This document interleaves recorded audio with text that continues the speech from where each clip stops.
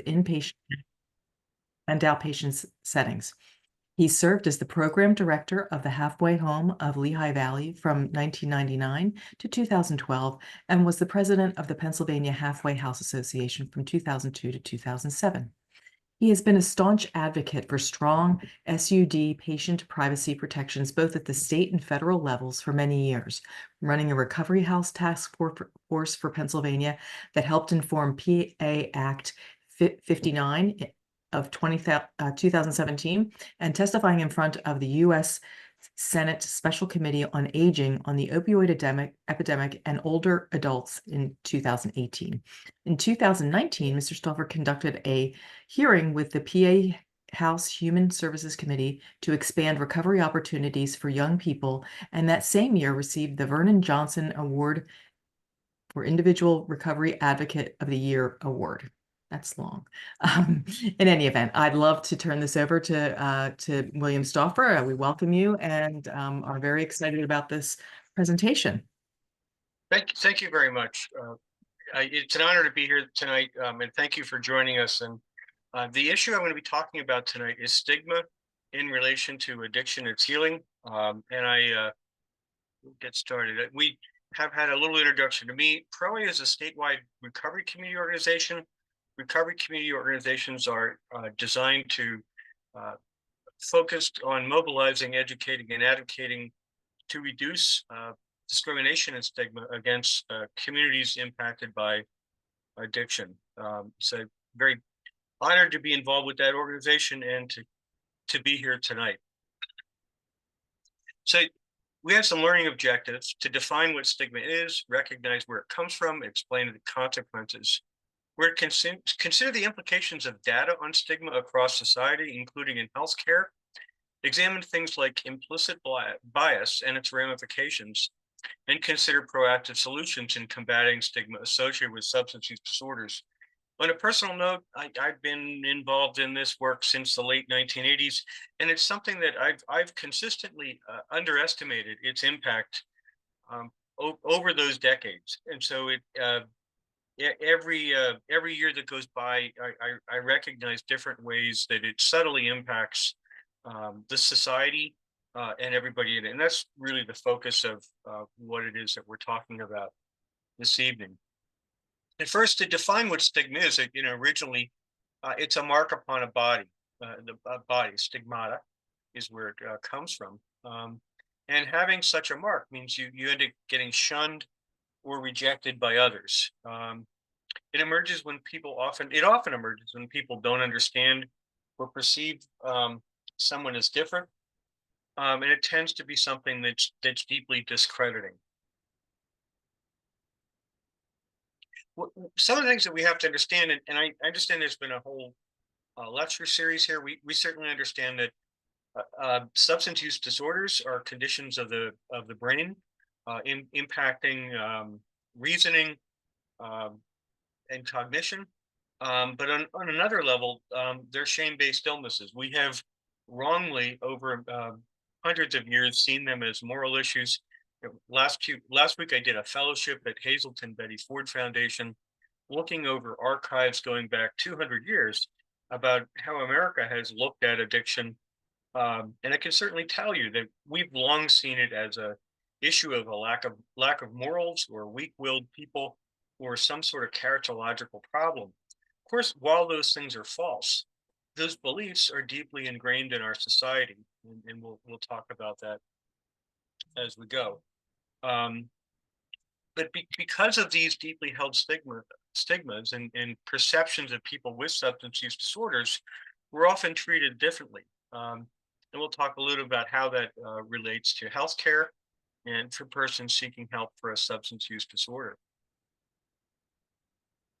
Some evidence of stigma.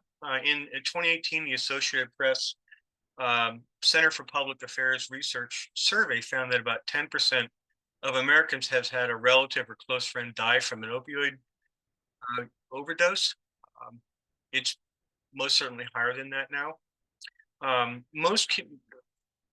More positively, most Americans don't think that their community is doing enough to address the problem. But fewer than 20% are willing to closely associate with somebody who's had a substance use disorder.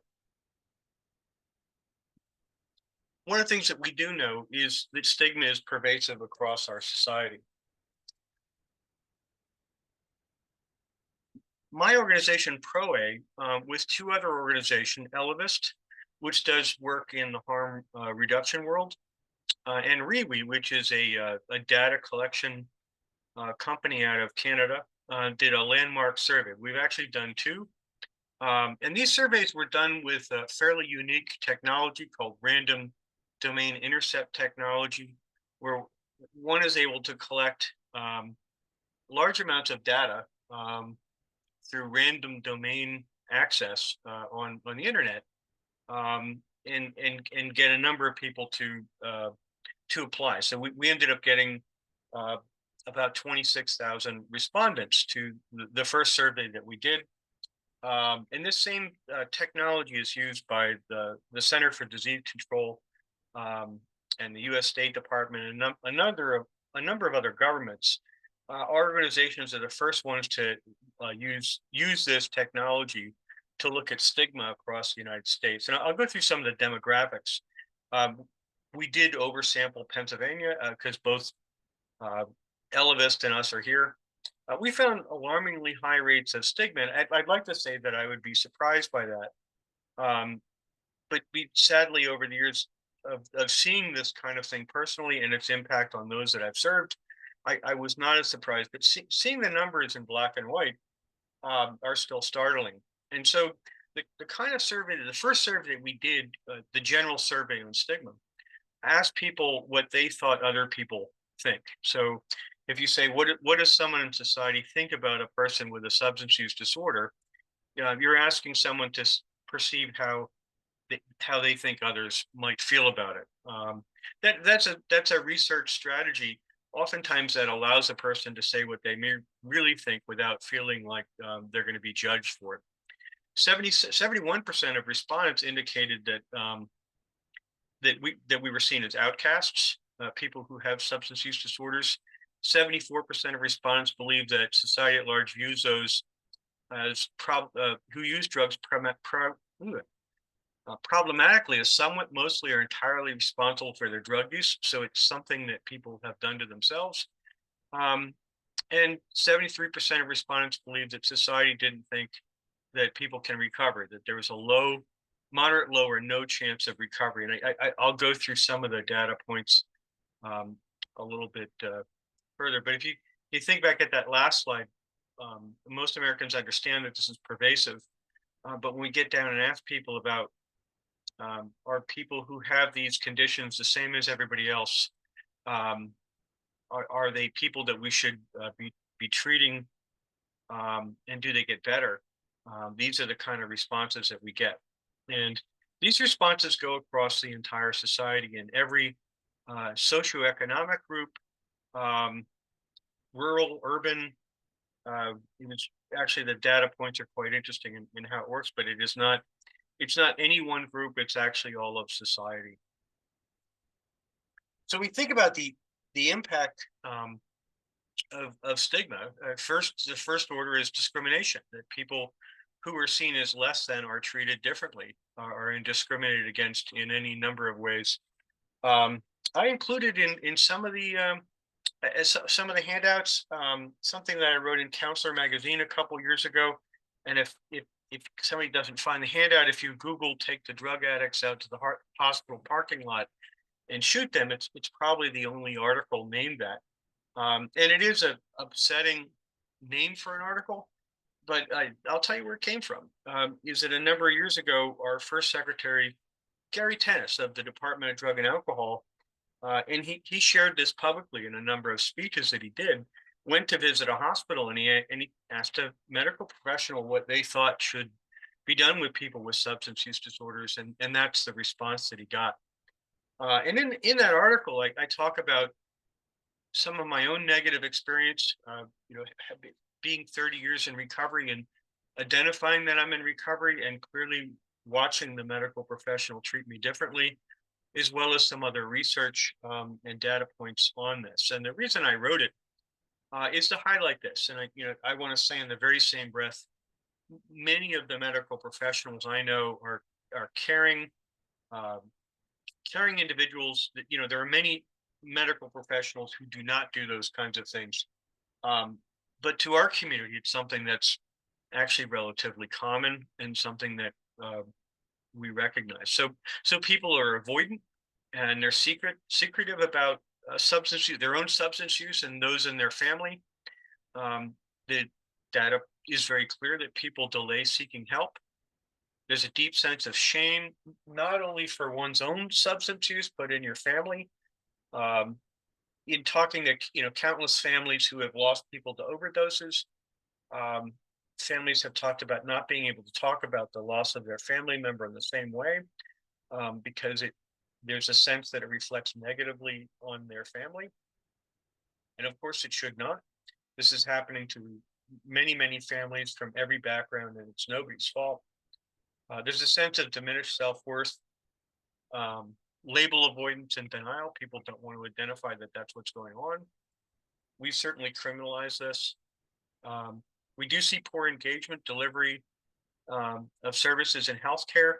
We did a survey a number of years ago on health professionals in recovery, and many of them who were healthcare professionals didn't want to identify that they were in recovery to their colleagues, because of the kinds of attitudes that they were seeing around them. And those who did, I remember one interview that I did where where people with substance use disorders were considered gomers, or get out of my ER. And again, we're seeing some of this change. We're seeing a number of hospitals across the country embrace serving people, and getting them help, but the attitudes are still very pervasive. And of course, we see people entering the legal system instead of healthcare for what oftentimes are clearly health-related problems. This is not our work, but this is a well-known study, and they looked at the most highly stigmatized conditions globally. Drug addiction is ranked number one. There are no medical conditions that are highly stigmatized around the world, um, as substance drug addiction, and with alcohol addiction coming in number four. Um, that should tell us a lot, and there shouldn't. In a perfect world, we wouldn't have any stigma against any medical condition. But we have to recognize where addiction stands on this. And it's not something that many of us in recovery or who have family members with substance use disorders need a survey to tell us, because we've experienced it day in and day out. So, going back to some of the survey results from that first survey, um, society seeing people as outcasts, looking at uh, the typical members here, and this was the N on this is 8,451, or there's 8,451 people answered this particular question, and, and so that many people in a sample across the United States saw that people like me are outcasts. And so, think about that when we're asking people to identify as having a substance use disorder, and what that means about how they get treated. Uh, on the other hand, I started this I started this presentation by saying, or having identified that I'm a person in long-term recovery, and one of the things that we're trying to do is normalize that, um, because it certainly is one of our most common conditions, and it does impact all kinds of people from all kinds of background, and we're never going to get over this until we start identifying that these conditions are commonplace, they're treatable, and people can and do get better. Um, but we can't do that if most of society sees us as outcasts. Inferiority. Think about having a medical condition where people around you saw that, or believed at some level that you were inferior for having it, and that is what our survey says. The number of people who answered this particular question on this survey was 8,601. And as far as the locus of responsibility, people, roughly half of people perceive that society saw um, people as responsible for having a substance use disorder. If we think about that, and I've actually had people say that to me, and I've had a medical professional one time say to me, "It may be a medical condition, but it's one that you decided to have because I used."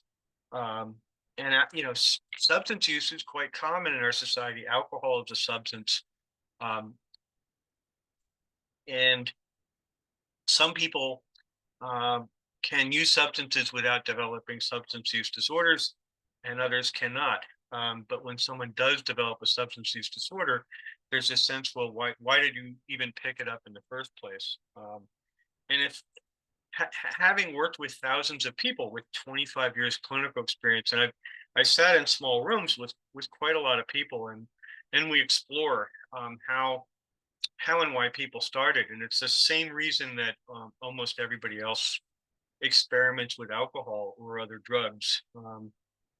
They didn't make a decision to end up with an addiction problem. They started just the way that most everybody else experiments with alcohol and other drugs in our society. But then when somebody flips over to the point where they have a problem, um, we blame it on them. And so these are some of the sort of very negative things that we have to acknowledge as we're moving through this. We did then a second survey. This is about 18 months ago on stigma and medical professionals in the United States. This we included questions on what are called perceived stigma, where we ask people what other people may think, and we also asked them what they thought. So we mixed some of the questions and asked some similar ones so we could have some comparative data between the two surveys.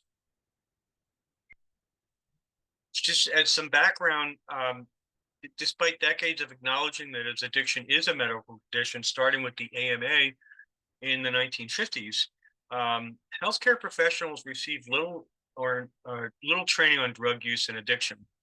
This has begun to change some, but largely it may be a one day class or a mention. And we got to think about the kinds of conditions where people the kind of other medical conditions where people show up in our medical establishments, from diabetes, heart disease, stroke, to overdose. These are very common. These are very common co-occurring conditions, but we don't teach people about them. We don't teach medical professionals enough about them and how to deal with them. There's also some data that shows that medical trainees, even when they do get proper training, their attitudes towards people with addictions tend to deteriorate over time in the field. My sense is that maybe around other people with such attitudes. And I referenced that survey that we did on medical professionals, just identifying. We did some qualitative work with medical professionals, and none of them really wanted to identify who they were to their colleagues. So if you get training on what it is, and you go into an establishment where the culture is a very negative attitude towards people who have substance use disorders, that your training will begin to deteriorate. Dismissive attitudes, discrimination, shame, and refusal of care is the norm for patients. The get out of my ER kind of thing is actually fairly common. I saw on CNN about 2 years ago, there was a medical professional who was discriminated against when they sought health care, and they were a African American physician. And when they did their interview, what struck me is they said, I went in seeking help for a medical problem, and I was treated like a drug addict. And it was really striking to me that that's how they framed it. Because a person with a substance use disorder should be treated just like anybody else. But that it was interesting, and thinking back to that slide on the most stigmatized condition, they had it correct. That is the most stigmatized condition. But to identify that would be the worst thing that could happen to you. Um, So this is why oftentimes people with substance use disorders often are hesitant to seek help from our healthcare establishment. So people who need help are refusing it or delaying it. Just like any other condition, substance use disorders are progressive; they get worse with time. And so, if people are delaying care, and then they maybe get lower standards of care or lesser care, just like any other medical condition, they do tend to get worse over time. So we're making it harder for people to get better when we do that, and then stigma is a huge part of why that happens. So some study backgrounds on the healthcare survey that we did. Um, that was a total of 24,733. Each question we could look at independently, a total of 3,340 completed all questions. The survey was not limited to healthcare professionals, but we were able to separate them out. I'm not going to go through all of the demographics, but the demographics of the people that we surveyed, it is a diverse sample across age, gender, ethnicity, and the types of residential areas that people lived in. An interesting result here is that healthcare workers who spent at least uh, uh,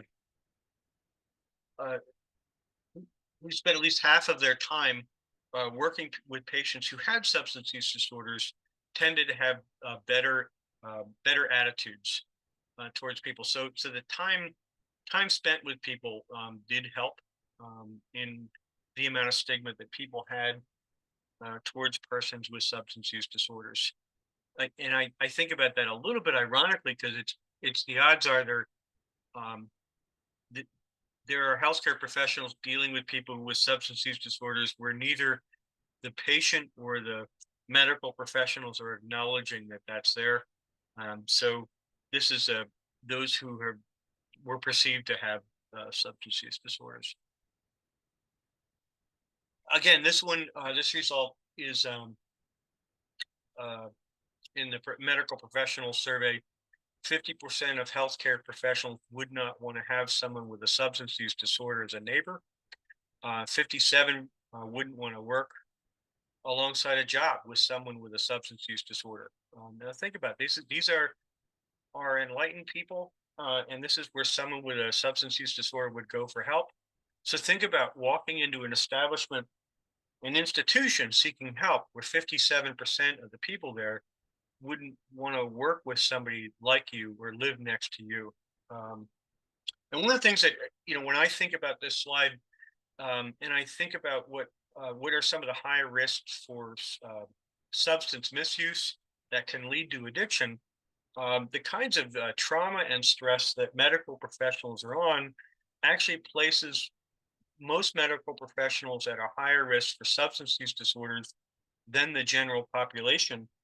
I've been thinking about that a lot after COVID because it placed additional trauma and stress and isolation on many of our healthcare professionals who served, uh, bravely during some very, very difficult times. But these very attitudes that people have when they or someone close to them develops a substance use disorder, how how can you square that if you can't if you don't want to be around someone with a substance use disorder and you're a medical professional and you know that others around you feel the same way, you're less likely to seek help. Um, and so these attitudes are killing our medical professionals among other people. It's harming them too. As far as competency, imagine a person who uses drugs problematically. 42% of healthcare workers surveyed identified that people who use drugs or alcohol are highly or slightly incompetent. And the truth of the matter is that competency is not a factor of substance use disorders. As somebody who's worked in this field a very long time, it does tend to the people who get in the most trouble with it are people who are really actually very, very intelligent and they figure out um, how to avoid getting help for long periods of time. Um, they had a slightly different view of themselves, and they thought that society had higher rates of stigma than they did. But 60, that's just still a very high percent um, of people, as you think about it, in our healthcare professions. Um, One of the interesting results, as far as recovery, is that we found that 30% of the sample believe that someone who uses drugs problematically has a high chance or can definitely maintain recovery. Um, 35% of healthcare respondents believe that someone with problematic substance use has a high chance, and 39% of substance use identified respondents had those views. So think even at the highest level, people who are in recovery um, have a low perspective of whether or not someone can maintain recovery. And so we want to think about this when we think about how people seek help and what happens to them when they do. Recovery stigma, and I was really, this Chester County presentation talked about that Chester County gets behind people with substance use disorders, whether they have insurance or do not have insurance, and acknowledge that we can and do get better. But we have a long way to go. I mean, um, having that said openly by government is just uh, tremendously helpful. Um, but we really have a long way to go before we recognize this. And we also want to think about this in the kind of services that people receive. And I work with people, counties from across the state and from groups across the nation. I think Chester County provides some of the highest quality care, good lengths of time, but but overall in America, we know that NIDA says that the minimum dose of effective care for the person with an average substance use disorder is 90 days, and that's for an average dose of care for the average person. Very few Americans get that. Um, I I think that people in your county are I mean, I haven't looked at your data side by side. I would not be surprised to say that if Chester County does better with those stats than the average county across the country. Um, but few people get that. I deal with people who get 20 days of residential and a smattering of outpatient, and we want to think about this and its impact on how people see it. And for medical professionals out there, if somebody has an infection and we know that it takes the average person a 10-day dose of antibiotics to clear an infection, but we give them 2 days worth, um, they're not going to get better. The chances are they're not going to clear the infection, and in fact, that 2-day antibiotic might make it worse. And we see this with substance use disorders. When people get a little bit of help, their tolerance decreases, they're at higher risk for overdose, and they may not do as well the next time they come back because their sense that they can succeed goes down. So we end up with resistance to getting better, not from the person, but because of the dose of care that was provided. So when we provide less care at lower levels of intensity for shorter periods of time to people, they don't do as well, just like any other medical care. And what happens with that? And because in America we just haven't gotten to the point where we're providing people the adequate doses of care, we're not seeing the kinds of recovery stats that we can. Having been at Hazelton Betty Ford Foundation last week, and I was working with their research department. Their research, and they use a rigorous design. Their research had come in, and they had a 79% one-year outcome for people who had gone through their programs. Now they do longer-term care, followed by outpatient, full medical support, and then they follow people for a year. Just like we would with other medical conditions, where we're checking in on people, seeing how they're doing, if they need further help. And so, provided in those kinds of doses and structures, there are people achieving 79%, um, 79 people out of 100 are maintaining recovery for a year out of their treatment. Um, so this is something to think about how we do things, and the impact of stigmas. Of course, is we don't provide that because we don't believe people get better. So there's sort of a feedback loop there. Some other findings, and this could seem a little confusing, but those who care for someone with addictions or who is in recovery tend to harbor less stigma. On the other hand, families or people close who have close friends tend to have higher stigma. The way to think about the data on this slide is it's not about proximity; it's about relationships. If you're caring and supporting someone, and you really get to see what they're going through, your chance of having less stigma are higher. If it's just somebody that's close to you, and you're not that engaged with them, you're not your rates of stigma can be higher. Again, we're seeing stigma is pervasive, very high rates of stigma, both perceived and endorsed. Um, and as the survey, the study I talked about earlier that identified addictions as the number one stigmatized condition on the globe, the level of stigma towards people with substance use disorders is less than with other psychiatric conditions. So the impact on us, people with substance use disorders, it's so deeply rooted in society that we're raised in it too, like we're swimming in. From my own perspective, when I came to terms of having a substance use disorder, I believed that I was a flawed person, and there was something wrong with me.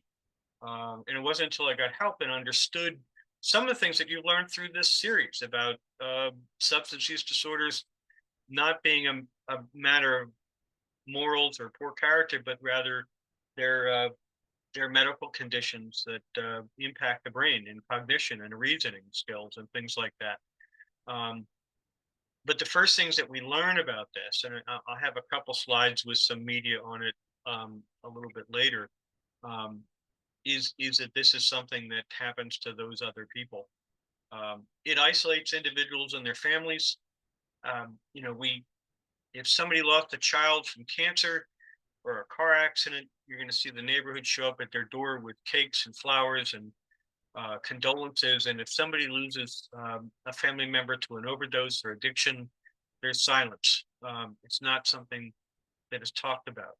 So it isolates people. There's shame in the families. Like, what is wrong with us? And clearly, for any family out there, there's nothing wrong with your family. It's happening to all kinds of families. And it encourages people to deny that there's a fatal condition that's occurring and ignore those symptoms until they cannot be ignored any longer. So again, we tend to avoid dealing it until it's further along in the progression, and then it blocks appropriate funding for care. Having dealt with policymakers over the years, there are some very enlightened policymakers, and there are some that will outright say, why waste the money on those people? And some of those things are changing, but again, we have a very long way to go to move to a system that treats substance use disorders with the same kind of way that we do any other.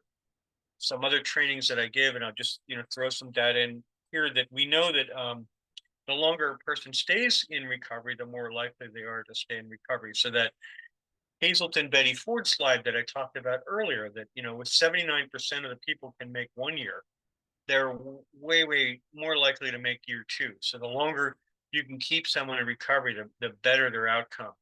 Right? That's just like any other condition. That tends to plateau at around 5 years. So we know that for 5 years and beyond, the rate of resumption of use for someone in long-term recovery is about 15%. And we know that with things like cancer, where if somebody gets a diagnosis of cancer, we start working with them. We'll try one treatment. If that doesn't work, we'll try another. We'll do combinations of treatment. Um, th- they'll do follow up. There's community support. There's check-ins to see if there's any evidence that it's returned. And the day one celebrates is a day that a person reaches 5 years of remission, because that's the day that we know that if you've been in remission for 5 years for most cancers, that you're likely to stay in remission for the rest of your life. And that's really how we should be looking at these conditions.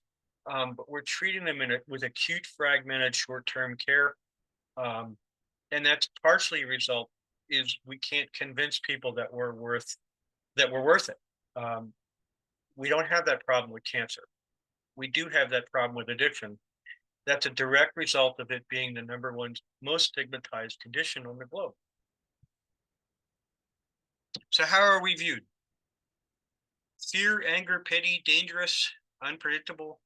Uh, as somebody in recovery, I've 37 years in recovery. I've gone over to people's houses, and when they know that I'm in recovery, I see people starting to hide their booze bottles, like I'm going to jump over the table at them or something like that, or I'm in some way, um, going to do something, very bad.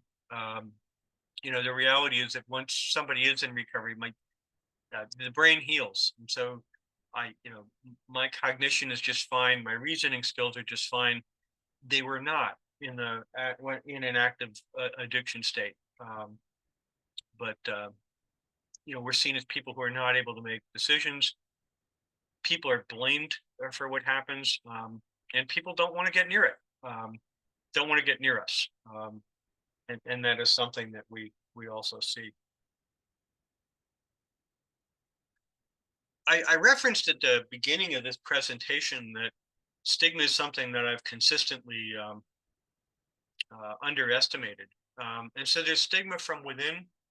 The what was called the Gollum effect, and I have a story about this. And I mentioned that Gary Tennis, Secretary of Drug and Alcohol, a number of years ago, and before that he worked for Philadelphia District Attorney's Office, and there was a hearing on substance use conditions in our General Assembly, and I happened to attend years ago. Actually, HBO filmed the hearing, and at it they were looking at the lack of insurance denials, or that there were many insurance companies that were blatantly denying care for people with substance use disorders. And as an aside, those cases went all the way up to the state Supreme Court, and a number of health insurers that you would all immediately recognize their names on, lost the appeal um, on something called Act 106.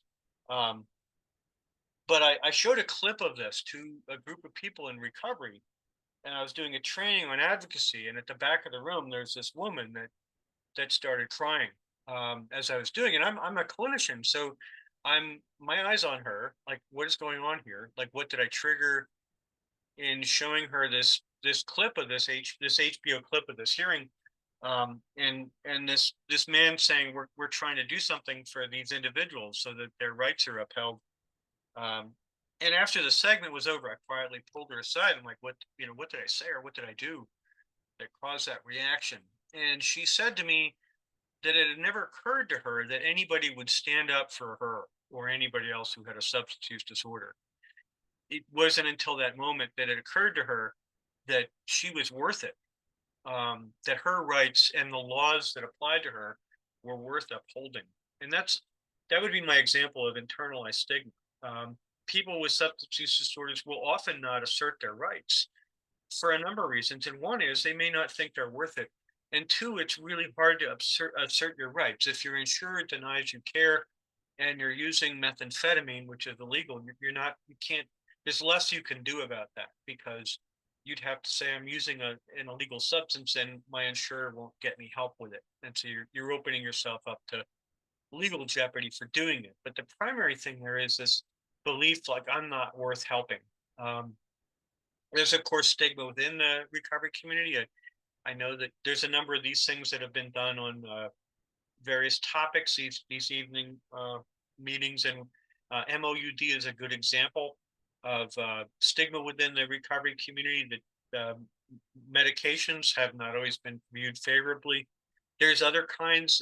You'll find some it's decreased, but I've been in recovery a long time, and there are times early on when I would see that people with alcohol use disorders would look down on people with opioid use disorders, and so there's like a hierarchy there of things, and I think that that's decreasing, but there's stigma within the recovery community.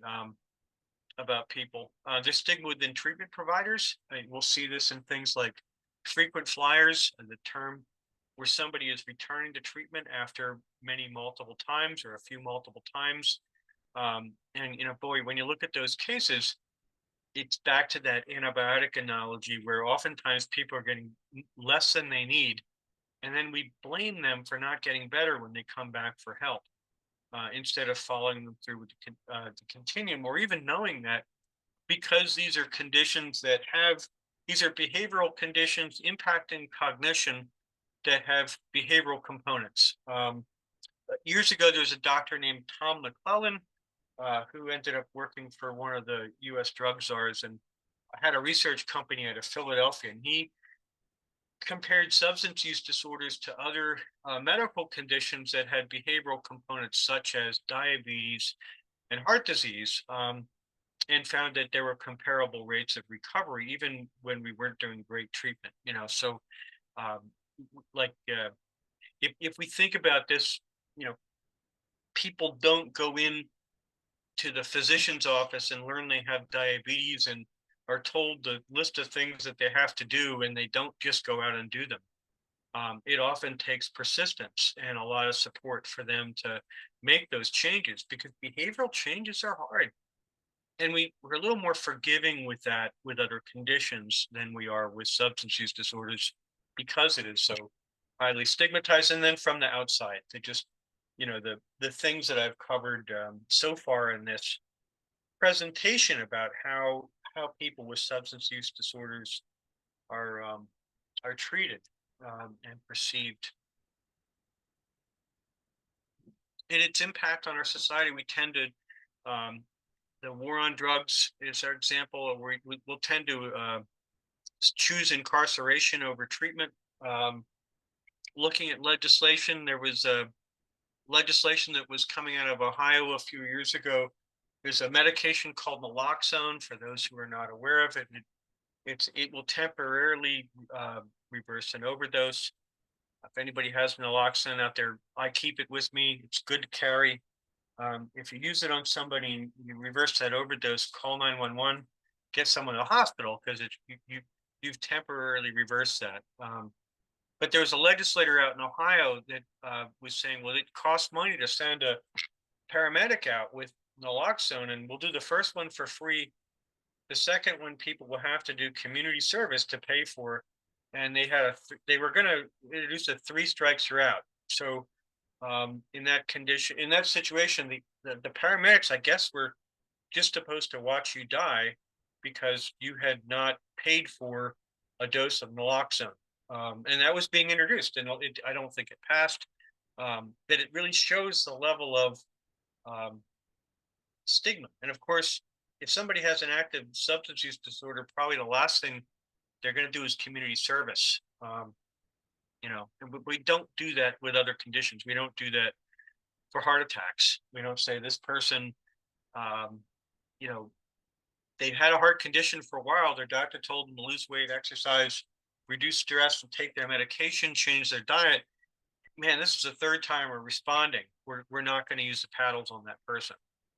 I hate to put it that way, but we don't think about it like that because it's not as highly stigmatized a condition. Um, I think when we add it all up, substance use disorders is our leading public health uh, challenge. It's a leading cause of auto accidents, leading causes of workplace accidents, underlies many medical conditions, results in lost productivity, and it's a leading cause of death in some age groups. It's breaking families and splintering communities. And if this was any other condition that was doing those kind of things, we'd have a moonshot and we would change the way society works because of those things. But we don't, because we because it is stigmatized. We don't want to talk about it. We want to see that those people are somehow different um, than other people. And of course, that's not true. Those people are our people. Those people are our family members and our neighbors. So stigma is everywhere. It's structural. It's in our laws and policy and regulations. I'm a historian, which is part of the reason I went out to look at the archives at Hazleton Betty Ford's. Actually, for any medical people out there, they had I got to hold bottles of prescription whiskey from the Prohibition and other artifacts that they have in their really amazing collection. But as a historian, there's a thing called the Hughes Act, and there's a guy named Harold Hughes, not Howard Hughes, but Harold Hughes is an Iowa governor, openly recovering alcoholic, went to the U.S. Senate, passed this thing called the Hughes Act, which then provided public funding to the states in the early 1970s. That's where the SCA Chester comes from, because the federal dollars then goes out to the counties. But he did this by getting a bunch of recovering people together, Buzz Aldrin, um, Dick Van Dyke, um, actress Mercedes McCambridge, a bunch of others, and starting to openly talk about it. Got our government to pass this thing, but I researched it, and there was anti-discrimination language in that bill, and it got removed literally in the 11th hour. At the end of Congress was on December 31st of that year. The law passed on and was signed by the president on December 30th, and that language got removed in the prior 2 weeks in the December of that last session. So they didn't want to address the discrimination, and so there was language back in the early 70s that would have prevented medical care discrimination against people with substance use disorders, and it got removed, and it's still not in there. Other examples include there's a thing called Parity Act that was passed with the work of a guy named Patrick Kennedy, um, that in the 90s um, it identified that in the late 90s, early 2000s, his work on it identified that people who had substance use disorders were not their insurance was not in parity with other types of medical care. For example, if you had a 10% copay for a medical condition, you might have a 50% copay for a mental health or substance use disorder. And this Parity Act was passed to create parity, so you couldn't have a different copay, relatively speaking, for a substance use or mental health condition than a medical condition. And one of the things that we noticed is that this after the passage of the law, this stuff increased. It actually got worse. It took over a decade to write the regulation, and it actually wasn't until the last 2 years when we got a secretary of the U.S. Labor, which is where some of this is rest, who was in recovery, where they actually started to audit insurance companies to see if they were following the law. So, we have laws that it takes 20 years from implementation to upholding them, and we wouldn't do that with other conditions. The beliefs and attitudes that we see in stigma, we see in society that have talked about so far through this training. And then it's internalized negative stereotypes that people do not think that they're worth it, and they may see themselves as less worthy. The example of that woman I talked about, it impacts access to care, the allocation of resources, willingness of providers to screen for and address substance use disorders. As part of work on the opioids in the about 10 years ago now, I sat with a government group, and we were asking family physicians to screen for substance disorders. And back then there was resistance saying, well, we're asked to do everything. Why should we screen for this? And I think that some of those attitudes have changed, but the reason we would screen for this is because we're losing so many Americans to that, and early identification, of course, makes it easier to treat. um, willingness for people to seek treatment, and I'll go through some data on that. Um, and all these explain why our outcomes are not what they should be. We don't fund care. People don't get it. We're not looking for it. All of these things add into the impact of stigma on access to care and the efficacy of care that we provide.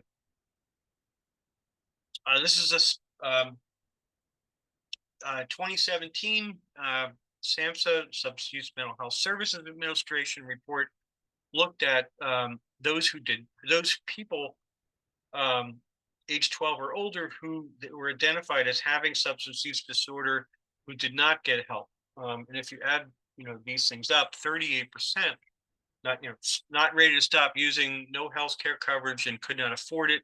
I've talked a little bit about how the second one can relate to stigma, but might have negative effect on job, worried that people are going to get discriminated against, might cause neighbors or community to have a negative opinion. Those things right there in the middle are impacted by stigma. Like, I might lose my job if people found out I had a substance use disorder. My neighbors might think poorly of me if they found out that I had a substance use disorder. So people don't go for help, and too often um, there are really sad consequences for that. So we have to change that. Because I'll say it again: those people are our people. They're our neighbors and our family members. Sometimes they're us too. Compounding factors of stigma. Obviously, I'm a white guy. Um, Culture, race, socioeconomic status, co-occurring disorders. It's a little bit easier for me to talk about this than I would if I was um, a black woman. There's higher stigma there. Um, we see that as well.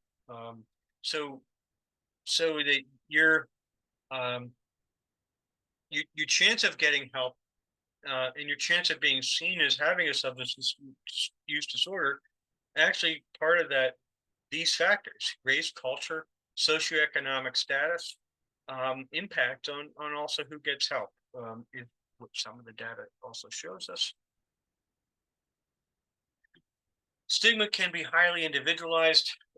Who you are, age, gender, race, sexual orientation, environment, what caused it, coexisting conditions.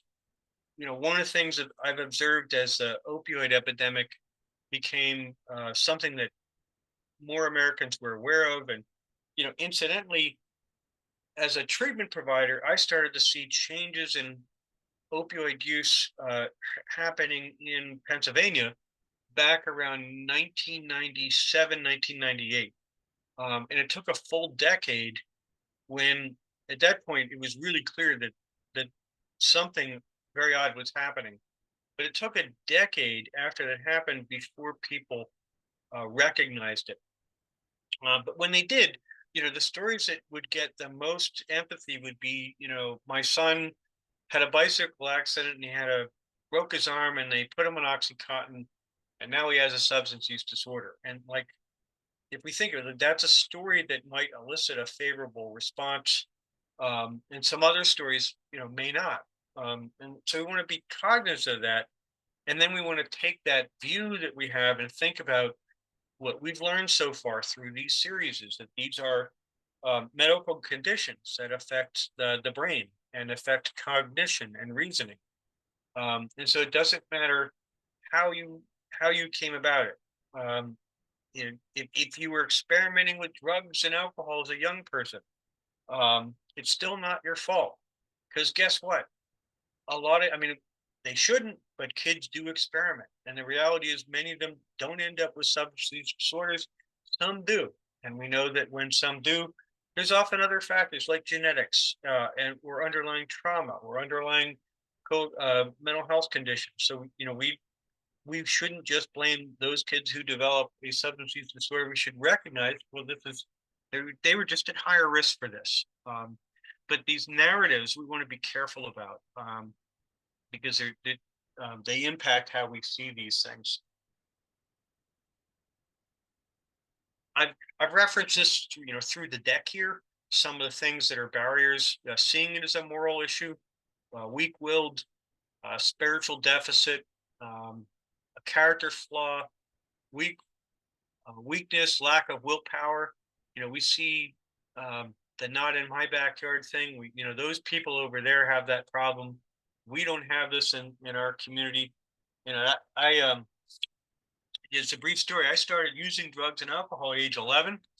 And I'm going to guess there's some people out there that will, take a gasp at that a little bit. But I started using drugs and alcohol at age 11 because at age 11 I was hanging out with older kids, and they were 15, which is probably more in age when most kids would experiment with those kinds of things. But the one way to have the younger kid not tell the parents that they were using drugs is to have them use too, um, because then they're not going to tell, right?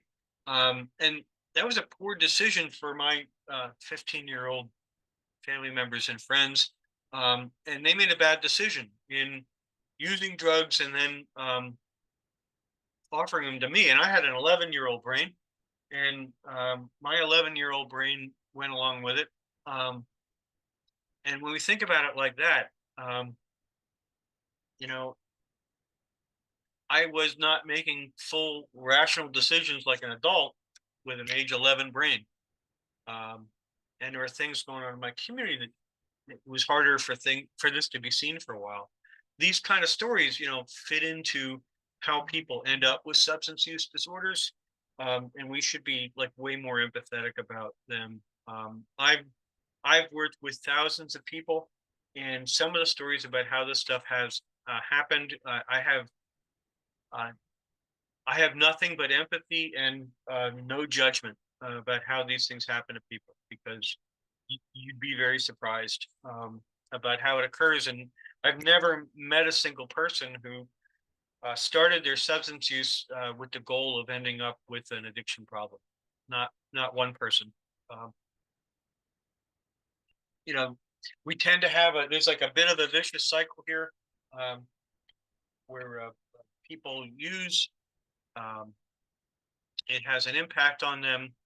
Um, they seek professional help. Um, Oftentimes, because that help isn't adequate, um, it's not as effective. They'll try some other things. They have increased symptoms, and it's like a vicious cycle that can develop when we don't properly help people.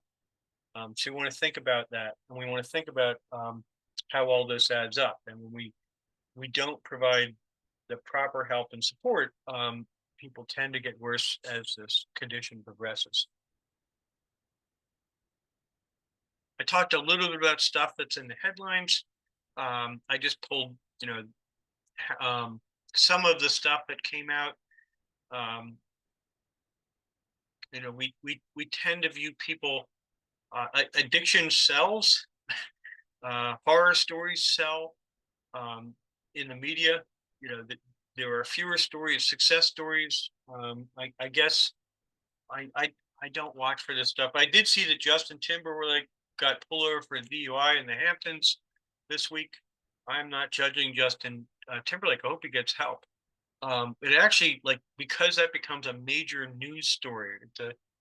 We have a fallen person in the public eye is how that's viewed. When the reality is this happens to a lot of people. Now, I don't know why he was drinking and driving a car he shouldn't have been. We also know that alcohol use affects judgment. And we also know that he's going to have a harder time getting help because now he's got cameras in his face. But this is the media sort of puts this in one light, and it's not. I mean, look at these pictures; these are not pretty pictures. Some of the headlines, and I referenced this in the story that I did for Counselor Magazine. Um, New York Times, the paper of record in the United States, is the headline: "Injecting drugs can ruin a heart. How many second chances should a user get?" Now, you think about that headline. We're saying that medical professionals should stand by and watch a patient die because they had help before. What other conditions do we do that with? There's a reference to the Ohio councilman with the 3 strikes, you're out.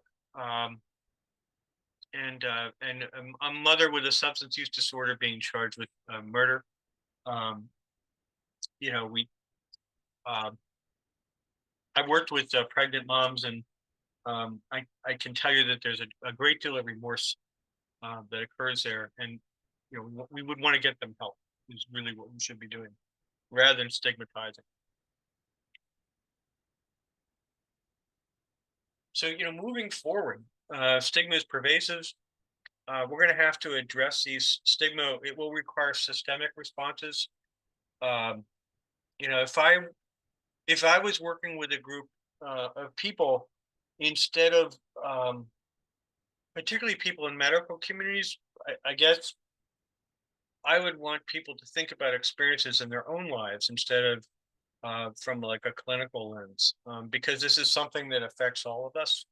Um, you know, when we see it in that light and we start to empathize with those people, are really people like me. And in the thousands of people that I've served, I don't know how many times I've gotten a phone call from a family member trying to get help for their loved one, and they'll say, "Well, my Johnny, he's not like those other people. He just used a little too much, and it got away from him." And I get it. I get that you don't want to see your family and loved one like society views us, but the reality is Johnny's just like everybody else. They aren't different. Um, and but that's we have to get at the point where we normalize that these things do happen, and we also have to normalize that people can get better. We need to include more people in recovery across our institutions, so that people see healing. I dream of a day when medical professionals in recovery don't have to hide within their own institutions for fear of how they're going to be judged. Um, that I think that speaks loads to where we're at, and I think we would save a lot of lives from the medical professionals if that occurred, because it's a draining profession, just like a couple others. But those attitudes are really harming um, everybody involved. So we have to start talking about these things. We have to normalize that it happens. We have to normalize that people can and do get better. And finally, hope, that recognize that just like any other medical condition, and I'll go back to cancer. Um, when a person gets that horrible diagnosis, the message often that they'll get is, "Listen, this is a horrible diagnosis. We're going to be with you. We're going to do everything we can for you, and we're going to stay next to your side the whole way. Um, we're never going to give up on you because you're worth it." And what if we sent that message to people with substance use disorders? How would that change our outcomes, if that was the pervasive message? And our systems did similar kinds of things where if one treatment doesn't work, we add another one, or maybe we do a combination, but we stick with people until they get better. We're far away from that, but I think we're getting closer to where we're recognizing that that's what we're going to need to do for people to get better, on a system level. And I can't think of anything in our society that's having a more pervasive impact. When you add it all up, this is how most Americans are dying, whether it's alcohol or substance related heart disease, diabetes, accidents, drownings, um, overdoses, alcohol related fatalities during the pandemic went up 25% in one year. 70%, we've seen a 70% increase in alcohol mortality in the last 10 years. And of course, we've seen an astronomical increase in opioid use disorders. So this is what's killing us as a country. Um, and it's time that we really change the way that we think about this. So I have some of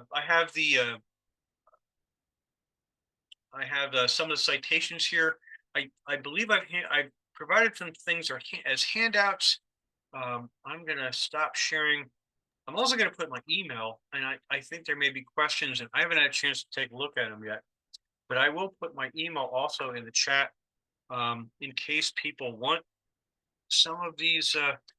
If you haven't gotten a study, I have to spell my email right. So Bill, you did provide some wonderful resources for us, Okay. and they're going to be emailed to anyone who attended this lecture. And they'll also be made available on our website. Yeah, thank you. So it's open for questions or thoughts or comments, or I'd love to hear what you think. Yeah, do we have any questions? Let's see.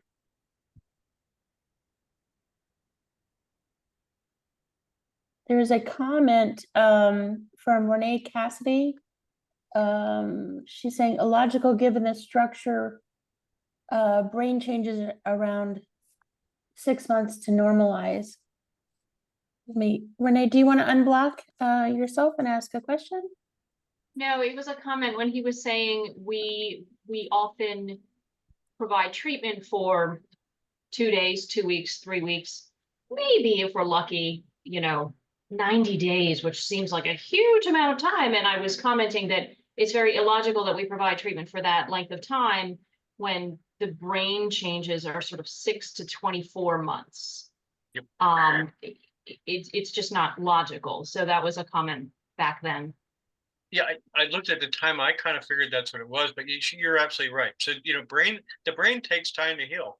And that data point of 90 days, that's the minimum effective dose for the average person. So nothing below that has an impact. Like that's not what's most effective. And so what Renee is saying about the brain healing and the fact that, we should be providing treatment into the range where the brain heals, right? So good point. Thank you so much for that. Do we have any other questions or comments? I am curious about the physician health programs and many of the state medical boards have a great deal of distance to go with their stigma. And you said, you long for the day where someone who's in recovery in the medical field would actually, be fine with sharing that with everyone and coming out. And yet it's understandable that even though we want to decrease stigma, people don't feel empowered to do that. And we shouldn't, I guess, put the burden or expectation on someone in recovery to reveal to everyone else when that stigma persists. And yet the stigma thrives by people not feeling comfortable. So I appreciate someone like you, or just anyone who's out there with living their own lives and saying, hey, I'm in recovery and this is great, because it does help. But again, we can't expect people to do that, to put themselves out there, because you're opening yourself up for all the negatives of that stigma. But it's more of a comment than a question. But I wonder when our medical boards are going to wake up and realize that asking people about what mental health problems they have drives doctors to suicide, or what you can't get licensed if you have a substance use disorder, drives people to hide it as opposed to seeking treatment. Yeah, those are really good points. And a colleague of mine got into recovery and at 10 years got into the medical professions and then disclosed that they had an addiction problem and they were 10 years in recovery, and they made them go through the whole program like they were a risk. And I think we need to look. I understand what you're saying. Like losing your license is a significant fear for a medical profession. You work your lifetime to get it, and you're not going to want to lose it. So having more moderated responses that embrace people and treat them more empathetically, there has to be room. I think there has to be room for that. I have seen that in other professions. Oddly, we have LCL here in the state for lawyers, and I've sat in on some of their processes, and it seems, as an outsider, it seems friendlier. It seems more embracing, and it's odd. It's odd to me seeing that the legal groups are sort of more empathetic than some of them. And I'm not looking at Pennsylvania particularly, but is more sort of embracing, we're going to help you heal, than some of our medical systems. And so I think there's room there. Good point.